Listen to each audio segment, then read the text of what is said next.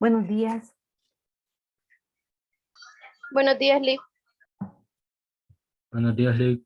Buenos días. Buenos días, Lick. Buenos días.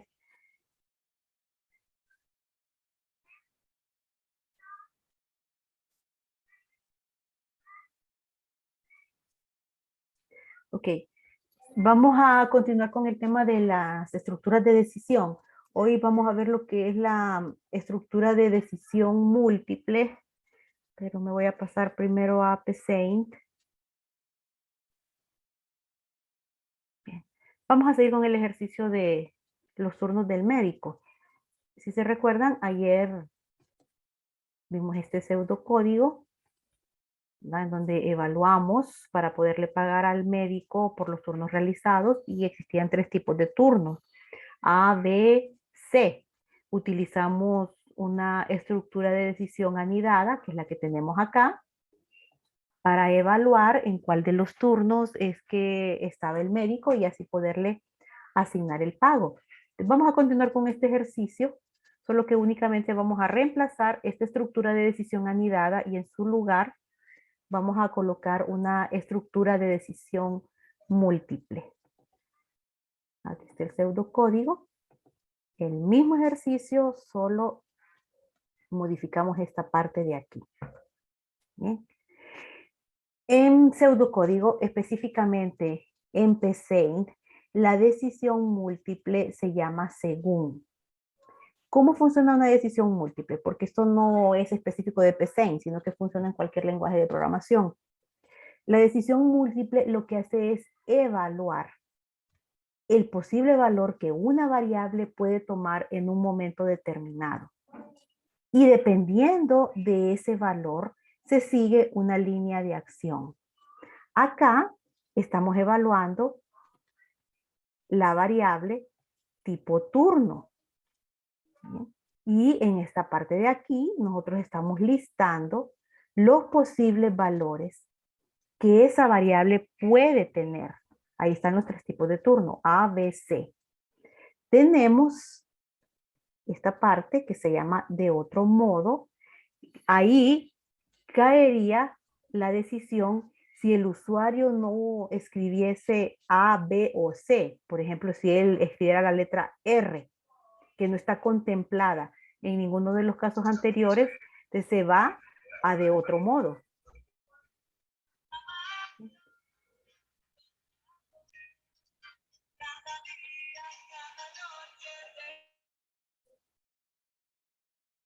Entonces, eso es lo importante saber acá.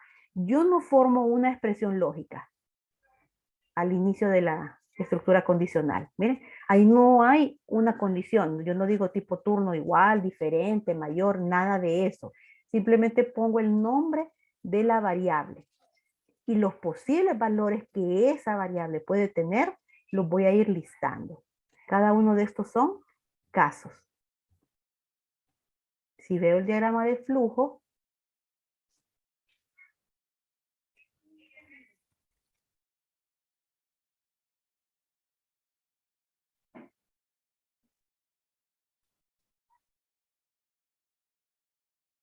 aquí tenemos el diagrama de flujo. En este punto está la estructura condicional. Esta es. ¿Eh? Coloco el nombre de la variable, aquí está, tipo turno. ¿Cuáles son los posibles valores?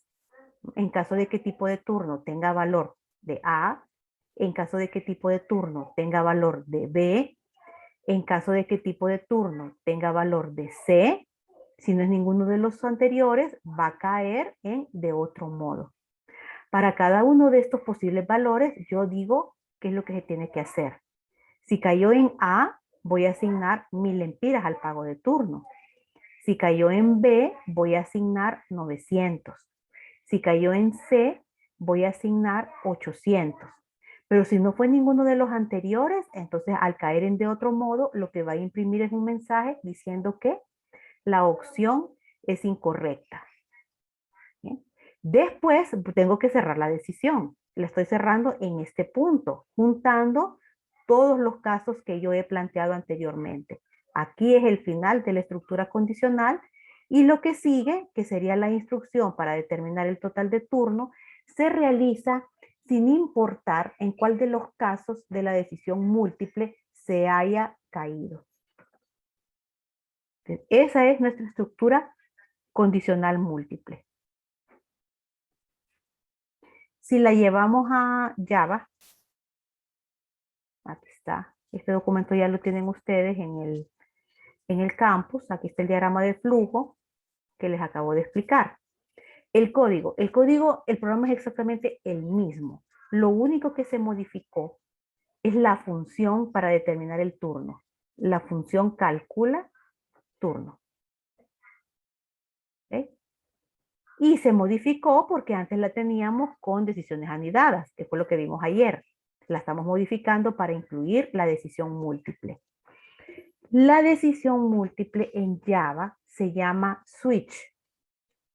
Aquí está. Ese es el nombre de la instrucción, switch. Y vamos a colocar la variable que vamos a evaluar entre paréntesis. Yo voy a evaluar la variable turno, de switch turno. Y después voy a listar los posibles casos. Ya sabemos que tenemos tres alternativas, A, B, C. Por cada alternativa yo voy a poner la palabra case. Entonces, en caso de que turno sea la letra A, en caso de que turno sea la letra B, en caso de que turno sea la letra C. Para cada uno de ellos, si es A, el valor del turno va a ser 1000. Si es B, el valor del turno va a ser 900. Y si es C, el valor del turno va a ser 800. Ahí están los tres casos. Tengo un default. ¿Qué significa este default? Bueno, es lo mismo que vimos en el pseudocódigo que decía de otro modo. O sea, si no fue A, si no fue B, si no fue C, se va a ir al default. Y ahí lo que estamos haciendo es enviando un mensaje de opción inválida. Ustedes ven que son los mismos elementos acá en Java que planteamos en el pseudocódigo. Los posibles casos, la acción a realizar para cada uno de los casos, y si la opción es inválida, entonces nos vamos al default. Ahora, aquí estamos incluyendo esta sentencia. Break, miren que está en cada uno de los casos. El break lo que hace es romper la ejecución, o interrumpir, mejor dicho, la ejecución de la sentencia switch. ¿Por qué? Bueno, trabaja de esta forma. Supongamos que el turno es A. Obviamente, si el turno es A, va a caer en este case y va a asignar un valor de turno de 1000 lempiras.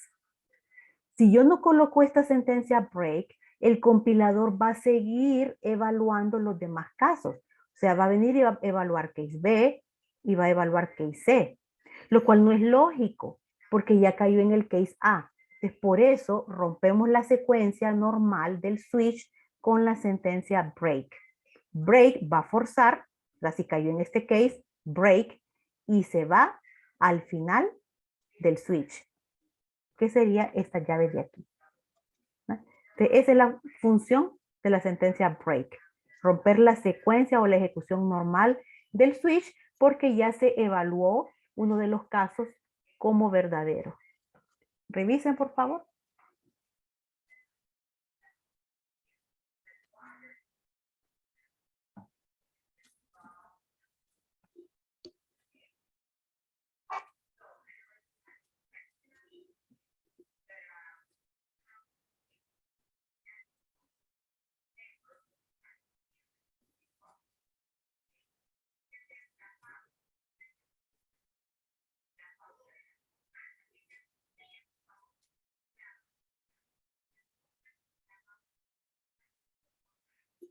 ¿Comprendimos, muchachos, el uso de la sentencia switch? Sí, listo, claro.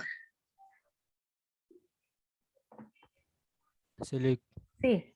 Aquí tenemos otro ejemplo del uso de la sentencia switch. Miren, en este caso, pues tenemos una variable entera que es día a la cual le estamos asignando el valor de 5. Bien, y dependiendo del valor de esa variable, vamos a asignar el nombre del día de la semana. Entonces es igual. Tenemos nuestro switch, el nombre de la variable. ¿Eh? De ahí abrimos llaves para indicar el inicio de la estructura condicional y listamos todos los posibles casos. Si día tiene valor de 1, entonces es lunes. Si día tiene valor 2, entonces es martes y así sucesivamente, hasta llegar al case 7. Pero si no fue ninguno de los valores comprendidos entre 1 y 7, nos vamos a ir al default y vamos a decir que día es inválido. Miren, para cada uno de esos tenemos la sentencia break. Y aquí finalizamos nuestra estructura condicional. Entonces solo hay que familiarizarse con la sintaxis que utilizamos aquí en Java.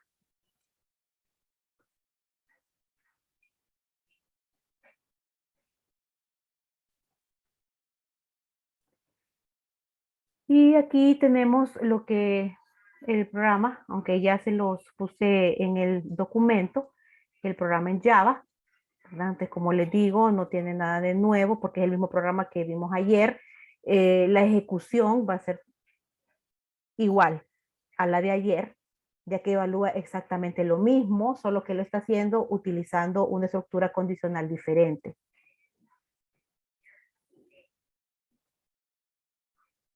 Miren, aquí el switch turno, los casos, el default y el cierre de la estructura condicional.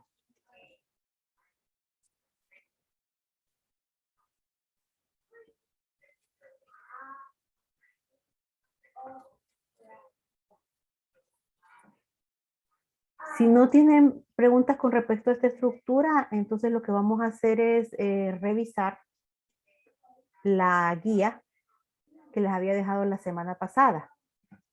¿La resolvieron?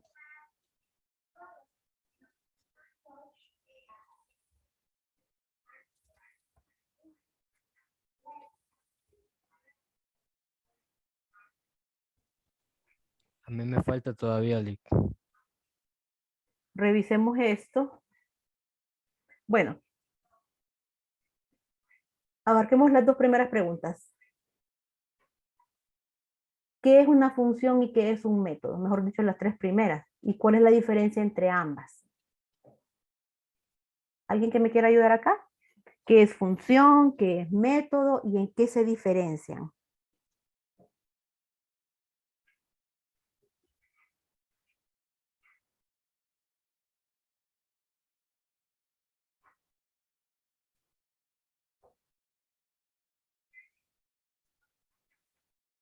¿Qué es una función, muchachos?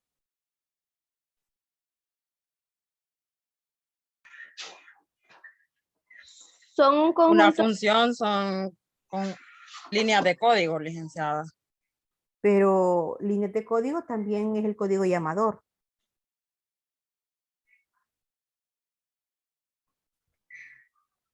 son un conjunto de líneas de código o instrucciones encapsulados en un bloque.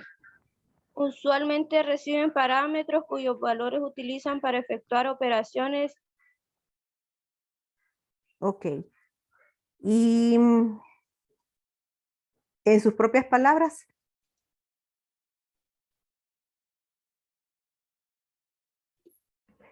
revisemos.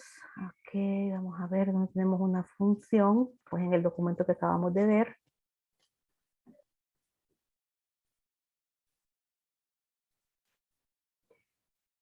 Una función también puede ser una relación entre la cual se añade la condición de cada valor, ya sea de un dominio que corresponde a un valor de un rango. Ok, pero en sus propias palabras, ¿qué entienden ustedes por función? Aquí hay una función. Calcula turno. En sus propias palabras, ¿qué es una función?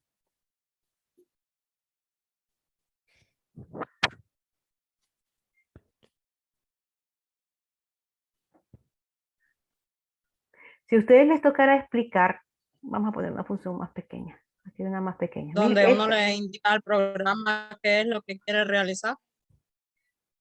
No, no, porque yo se lo puedo indicar sin necesidad de hacer funciones.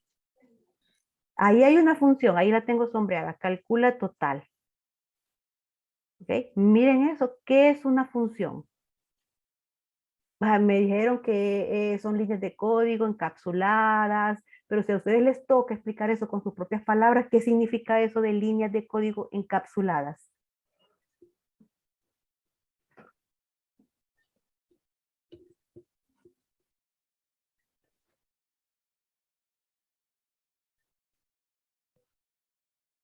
O sea, una función son subprogramas, sí es cierto, son líneas de código. Cuando dice que están encapsuladas, es similar a decir que están contenidas. Encapsulado es dentro de algo. Entonces están contenidas. ¿Dentro de qué? Dentro de una estructura que las engloba. Esta estructura está dada desde el encabezado de la misma función, que es este, hasta el final de la función. ¿Qué es un subprograma? Bueno, un subprograma es una rutina que puede ser ya definida por el programador, por nosotros, o ya puede estar incorporada dentro de las librerías de los lenguajes de programación, ¿verdad? En el caso específico de la función, tienen como propósito retornar un valor al punto donde fueron llamadas. En este caso, la función calcula total va a retornar un valor. Miren, return, que va a ser la suma del sueldo bruto por el pago de los turnos. Está retornando un valor. Realizan una serie de actividades o de operaciones y devuelven un valor al punto donde fueron llamadas. Esas son las funciones. Otras subrutinas son los procedimientos. Solo que el procedimiento se diferencia de la función en que el procedimiento no puede retornar ningún valor. Permítanme, vamos a ver, vamos a abrir. Si me recuerdo a dónde fue que...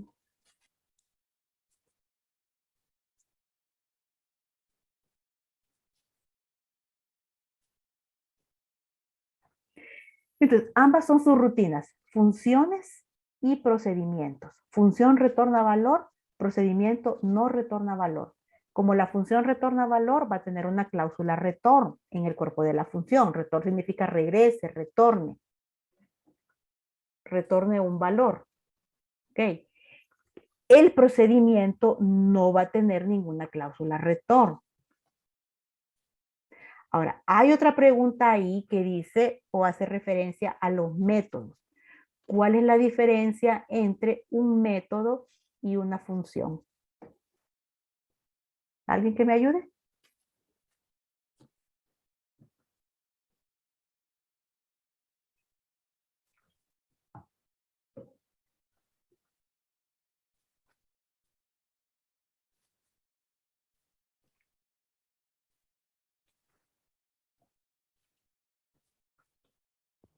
¿Qué es un método?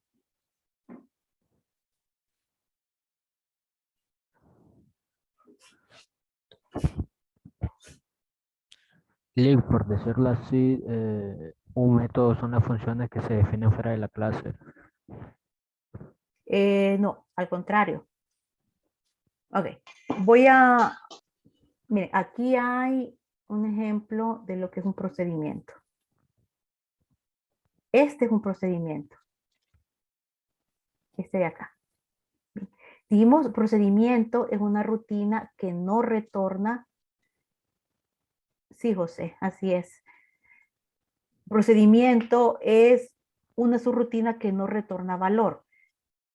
Yo tengo aquí un procedimiento que se llama calcula pago. Es muy similar la definición al de la función cuando yo la estoy creando. La única diferencia es esto de aquí. Esta palabra void significa que no va a retornar ningún valor. Eso ya la convierte en procedimiento. Es muy diferente porque si se fijan, acá yo lo estoy invocando. Calcula pago, llamado a procedimiento. ¿Por qué digo que es muy diferente? Usted sabe que cuando estamos llamando las funciones, yo digo, por ejemplo, variable tal es igual y pongo el nombre de la función. ¿Por qué? Porque si la función me va a retornar un valor, pues yo digo, ese valor de retorno lo tengo que guardar en la variable tal. Vamos a poner en la pizarra.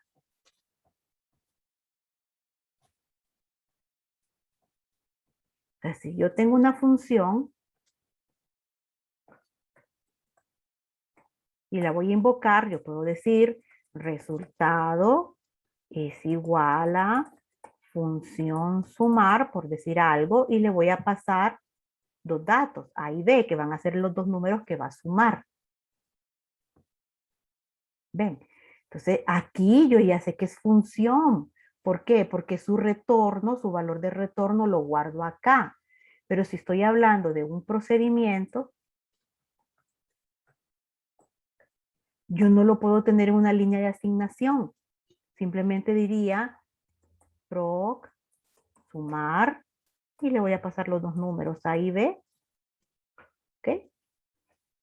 ¿Te ven? Yo no estoy diciendo, lo que me retorna este proc sumar, guárdelo en. No, para nada. Simplemente pongo el nombre del procedimiento. ¿Bien? ¿Por qué? Porque no retorna valor. Esto va con concordancia.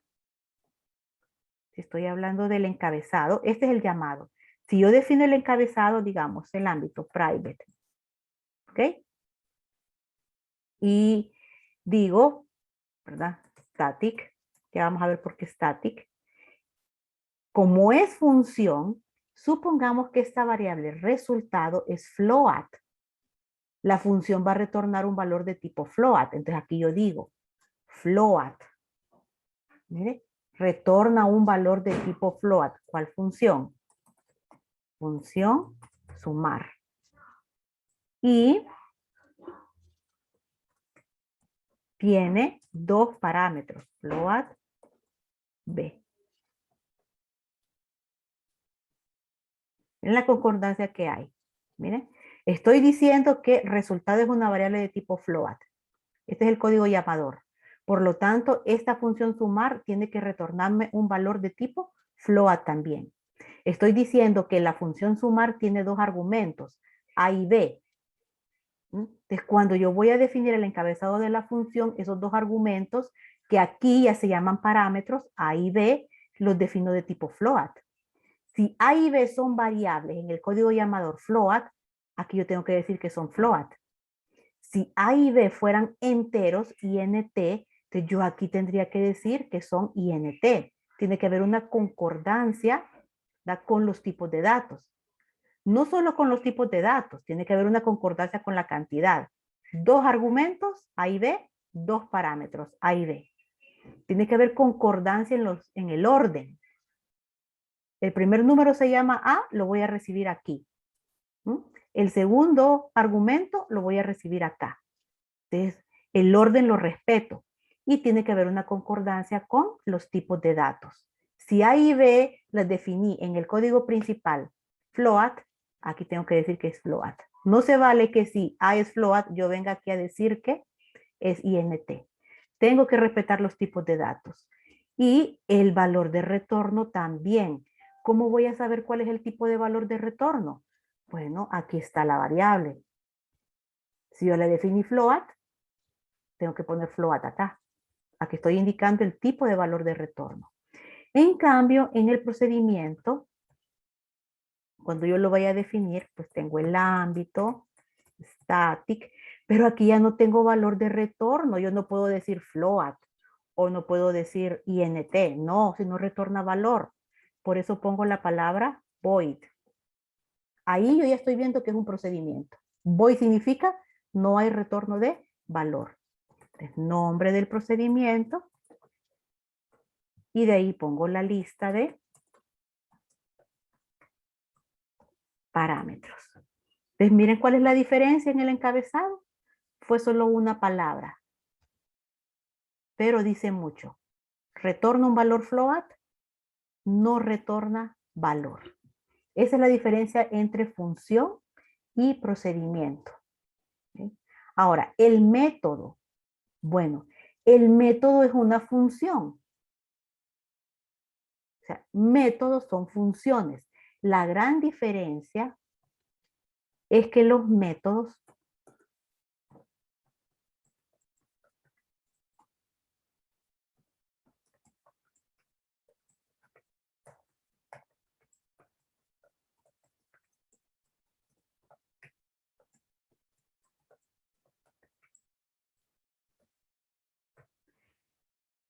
métodos son funciones que ya están incorporadas en el lenguaje de programación.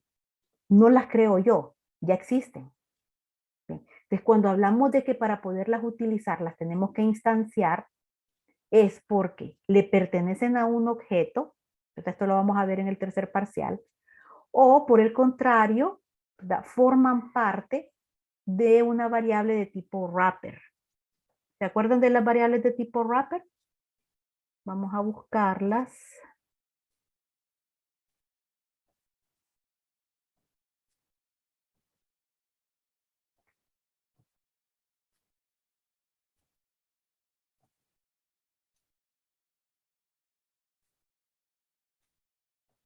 Por ejemplo,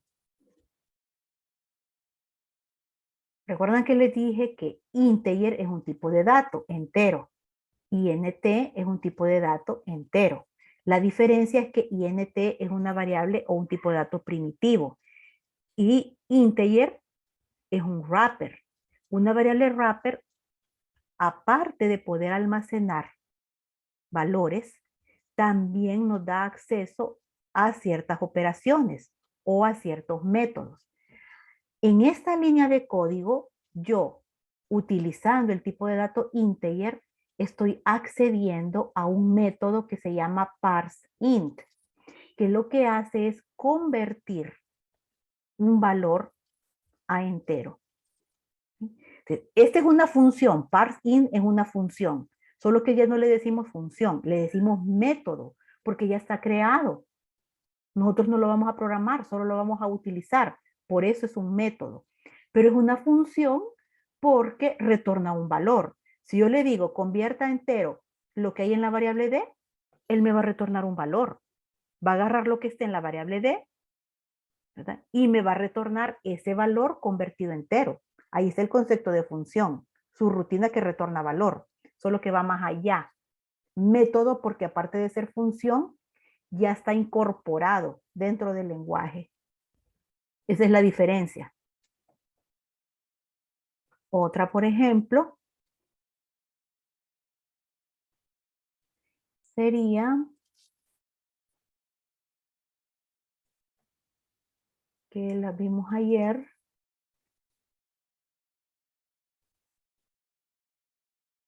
Esta de acá, miren. Este es otro método, toUpperCase. Yo ya no tengo que programar para convertir una letra minúscula a mayúscula. No, simplemente invoco el método, toUpperCase. Pero ese método, para poderlo utilizar, tiene que ser a través de una variable de tipo string, como lo es tipo turno. Aquí está. Tipo turno es una variable de tipo string. Es una variable wrapper, por lo tanto me da acceso a ciertos métodos. Otro método, equals. Es otro método. ¿Por qué? Porque me va a retornar un valor. Me va a decir, ah, sí, turno es igual a falso o verdadero. Eso es lo que me va a retornar. Si es igual, no, no es igual. Entonces, él, función equals, ¿verdad? Ejecuta la comparación y me retorna el valor diciendo si es igual o no es igual. Por eso es un método, porque lo accedo a través de una variable turno que es de tipo string, una variable wrapper. Entonces, los métodos son funciones, solo que ya están incorporadas y para poderlas utilizar tiene que ser a través de una clase o a través de variables de tipo wrapper. ¿Estamos claros?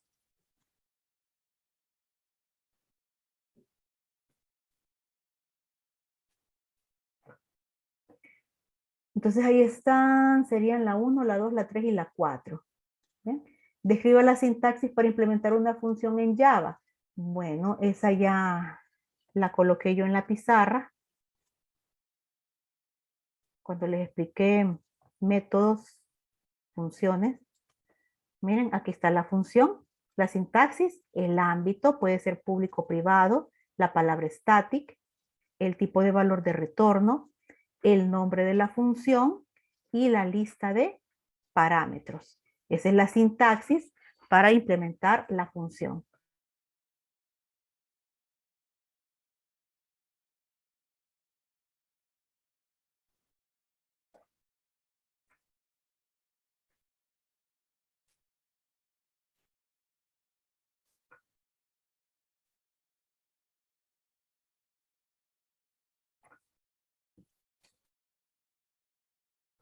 Entonces, la otra era, escriba 3 reglas a seguir cuando se usan argumentos parámetros.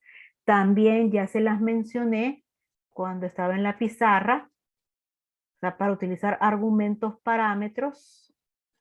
Permítanme. Están viendo la pizarra, ¿verdad?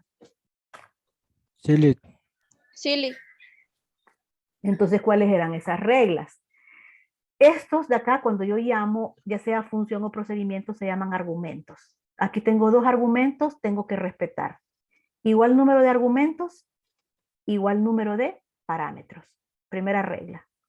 La otra es respetar el orden. ¿Verdad? AB, AB. Y la otra es respetar el tipo de dato. Si son estos A y B float, aquí yo tengo que decir también que son float. A menos que haga una conversión, ¿verdad?, antes de enviarlos. Pero siempre hay que respetar el tipo de dato. Entonces ahí son las 3 reglas.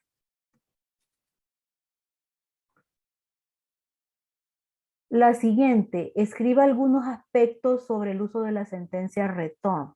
También se las mencioné en la pizarra.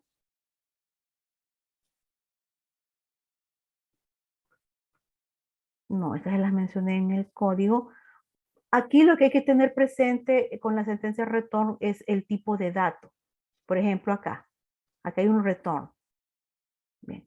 Entonces, el resultado de esta suma, SB más pago, debe de ser un float, porque yo estoy diciendo aquí que está retornando un float. Ahí hay una concordancia. Y también, cuando esto se termine de ejecutar, yo regreso el control del programa al punto donde fue llamada la función, que es esto, aquí. Miren, aquí fue llamada. Y el valor de retorno se va a guardar acá. Entonces, si yo dije en mi función, calcula total, que voy a retornar un valor de tipo float, obviamente la variable donde estoy retornando el valor, que es esta, debe de ser float, no puede ser de otro tipo. Si no, me daría un error de tipos. Entonces ahí siempre hay que revisar los tipos de datos para que concuerden.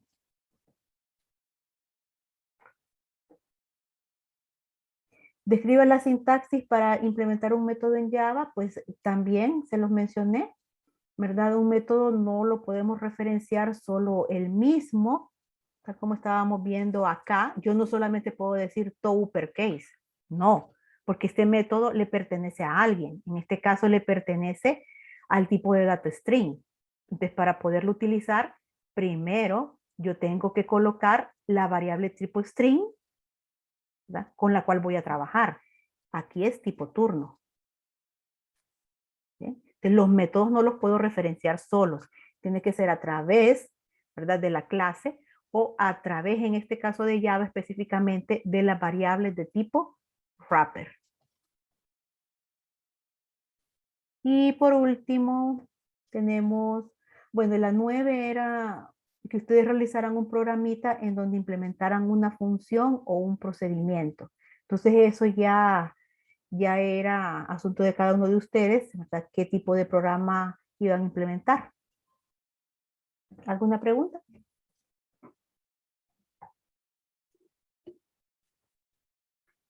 Lick, solo una consulta con el tiempo de las reuniones. Una vez que Ujú. termina, ¿volvemos a entrar o no? Es que ayer se Amén. salió y... Sí, ayer me salí. Bueno, sí es que ayer me quedé hablando yo sola. Mire, es que todavía estaba tan mareada que ni me fijé que había terminado el tiempo y seguí con la clase. Entonces, ya después cuando volví a entrar, ya había pasado como 5 minutos, creo, desde que se había terminado la reunión. No me fijé, disculpas por eso. Pero a menos que yo les indique que hay que volver a entrar, ¿de acuerdo? Ah, de acuerdo, Lick. Sí. Muchas Pero gracias. sí, ayer fue que honestamente andaba bien mareada y no me fijé que había terminado el tiempo. No, pero descanse mejor, Lick. Sí, gracias. Entonces, miren, esta guía es el primer acumulativo. ¿Ok? Entonces voy a hacer un enlace para que ustedes lo suban. Lo resuelven en Word o en un TXT y lo suben. El enlace va a estar disponible hasta las 12 de la noche del día de hoy. Primer acumulativo. El segundo va a ser un ejercicio que ustedes van a realizar.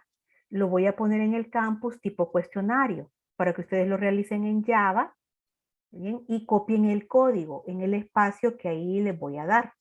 Van a copiar el código. Ese también va a estar disponible para que ustedes trabajen todo el día y el límite es las 12 de la noche del día de hoy. Para resolver ese ejercicio van a utilizar lo que vimos ahorita del switch, la condicional múltiple. Voy a estar monitoreando el correo por si ustedes tienen alguna pregunta con respecto a la resolución del ejercicio de hoy. ¿Ok? Ah, bueno, Lick. Y entonces con eso ya tendríamos evaluado los dos acumulativos del primer parcial. Voy a hacer la reprogramación porque como ya el feriado ya está establecido, para ver cómo quedan los restantes días del mes de octubre cuando retornemos del feriado morazánico. Sí, porque el examen era el 4, ¿verdad, Lick? Así es, entonces lo voy a reprogramar. Gracias, Lick. Bueno, entonces quedamos hasta acá. Bien, estén pendientes por favor que hoy entregan los dos acumulativos y que disfruten su semana. Sería esta guía, ¿verdad, Lick? Y el La ejercicio se va guía a subir. y el ejercicio. Así es. Gracias, Lick. Feliz día. Igualmente.